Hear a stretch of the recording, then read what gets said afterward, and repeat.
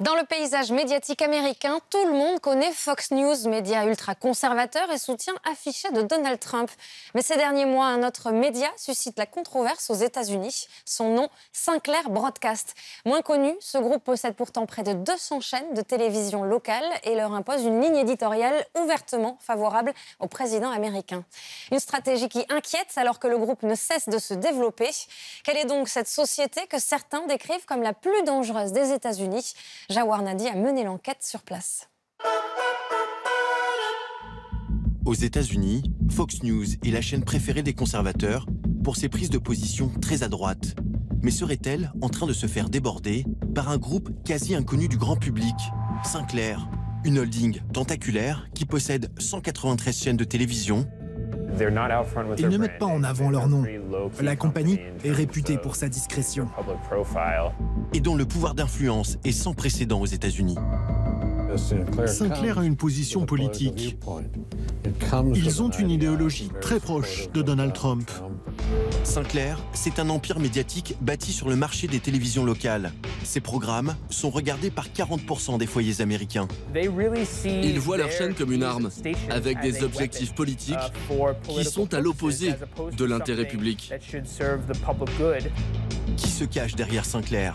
Comment le groupe gère-t-il son réseau de télévision locale? Et quelles relations entretient-il avec la Maison-Blanche? Le Tube a enquêté. Notre investigation commence ici, dans la Hunt Valley, à quelques kilomètres de Baltimore. Voici le siège d'une entreprise dont vous n'avez jamais entendu parler et qui est pourtant l'une des plus puissantes des États-Unis. Sinclair, c'est l'histoire d'une petite entreprise qui a conquis l'Amérique. En quelques années, elle s'est taillée un empire en rachetant des télévisions locales. Une présence sur tout le territoire dont la compagnie se vante dans ses clips promotionnels. Albany, New York. Des Moines. Medford. Sioux City. Lewiston, Idaho. Tulsa. Toledo. Sinclair is virtually everywhere. Sinclair is there.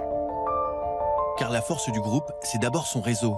193 stations locales dans plus de 80 villes. Pour le reste, on ne saura rien, car l'entreprise comme son dirigeant David Smith ont la culture du secret. À Washington, nous retrouvons Andy Kroll, journaliste à Mother Jones, un magazine d'investigation. Pour son enquête sur Sinclair, il a contacté son dirigeant et à sa plus grande surprise, il lui a répondu. Voici mes échanges avec David Smith. C'est son dernier message. Avec tout mon respect et mes 40 ans d'expérience passée dans les médias, je peux vous dire que je n'ai jamais lu un seul article écrit par la presse en ligne ou papier qui soit honnête. Cela me conforte dans mon idée que je n'ai rien à vous dire. Bonne journée. Mother Jones incarne aux yeux de David Smith tout ce qu'il déteste dans la presse américaine. Sa vision des médias au sens large est qu'il penche désespérément à gauche. Sa mission est de rétablir la balance. Tout au long de l'histoire de son entreprise, il y a plusieurs exemples où il a cherché à influencer ses équipes ou les téléspectateurs de ses chaînes avec des idées conservatrices. Aux États-Unis, les chaînes de télévision locales appartiennent à des sociétés privées mais sont affiliées à des grands groupes comme ABC, CBS ou Fox, dont elles portent parfois le nom. Si elles diffusent leurs programmes, elles gardent en revanche la main sur l'information de proximité, un outil d'influence dont David Smith a très vite mesuré l'importance. Sur ces chaînes, il a par exemple imposé les éditos politiques de cet homme, Boris Epshteyn. Tax reform is key. It is crucial that the U.S. always stands strong against threats to our freedom. That appeasement simply has not worked. Americans speak at the ballot box. My bottom line is a message to our elected officials. Sauf que Boris Epshteyn n'est pas un éditorialiste comme les autres. Avant de devenir chef du service politique chez Sinclair, il était l'un des conseillers de Donald Trump pendant la campagne présidentielle. Ses éditos sont ouvertement pro-Trump et sont ainsi diffusés sur toutes les chaînes du groupe Sinclair. Un impact considérable dans un pays où 82% des citoyens déclarent avoir confiance dans leur édition locale. Pour Jason Schwartz, journaliste média Politico, c'est toute la stratégie de Sinclair, avancée masquée. Vous avez tendance à faire confiance à ce que vous écoutez dans votre édition locale. Vous vous dites, ce sont mes voisins, ils me racontent ce qu'il se passe en bas de chez moi. Ce que fait Sinclair est assez unique en son genre. Il distille des pastilles très idéologiques qu'ils produisent depuis leur siège et qu'ils diffusent dans toutes les stations qu'ils possèdent.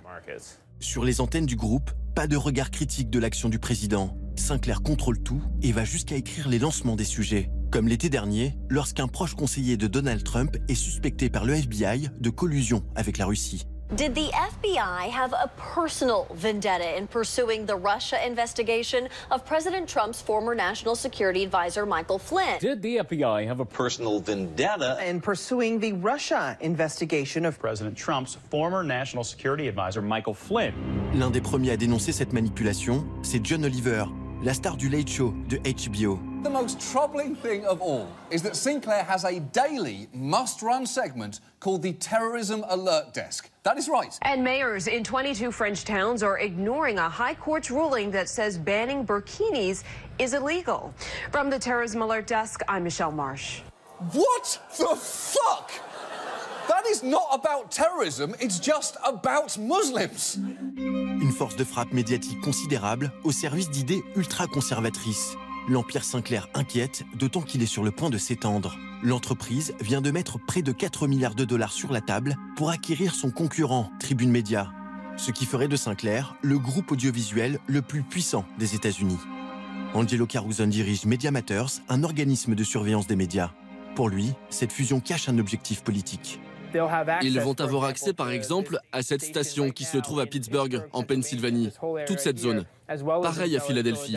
Ils seront en mesure d'avoir une grande influence sur toutes les villes de Pennsylvanie, qui est un état pivot, alors qu'actuellement, ils n'ont aucune station importante dans cette zone. Imaginez ce qu'il va se passer une fois qu'ils vont injecter des idées conservatrices et de la désinformation dans un état qui peut voter dans les deux sens. Ça peut faire toute la différence. Cette offre de rachat de Tribune Media par Sinclair a surpris la presse américaine. Par son importance, mais aussi parce qu'elle n'obéit pas aux règles fixées par la FCC, l'équivalent de notre CSA. Pour Michael Copps, qui a dirigé pendant 10 ans l'organisme de régulation, Sinclair a toujours su contourner les lois. Ils vont être capables d'atteindre 72% de l'audience du pays. Et c'est le double de ce que le statut actuel autorise. Mais ils essaient de faire changer les règles et toutes sortes de choses pour obtenir l'autorisation de la FCC. Cela donne à une entreprise avec une idéologie très forte un pouvoir démesuré qu'aucune entreprise ne devrait avoir dans un pays démocratique. Depuis qu'il a accédé à la Maison-Blanche, Donald Trump ne pense qu'à une chose, avoir un média à ses ordres. Sinclair peut exaucer son rêve, créer la Trump TV. Bonjour Jawar. Bonjour Isabelle. On l'a vu dans votre enquête, Sinclair soutient ouvertement Donald Trump. Mais concrètement, quels sont les liens entre le président américain et le groupe média? La relation entre Trump et Sinclair date de la campagne électorale. C'est Jared Kushner, le beau-fils et stratège du président, qui a négocié un accord avec le groupe Sinclair, garantissant un accès exclusif au candidat Trump. En échange, le groupe Sinclair s'est engagé à diffuser toutes les interviews de Donald Trump sans aucun commentaire sur toutes les chaînes de son réseau. Aujourd'hui, des anciens membres de l'équipe de Trump ont rejoint Sinclair, certains avec de vraies fonctions au sein du groupe, comme Boris Epstein. D'autres sont des intervenants réguliers des talk-shows, comme Sébastien Gorka, dont la dernière intervention a fait scandale. Our big issue is black African gun crime against black Africans. It is a tragedy.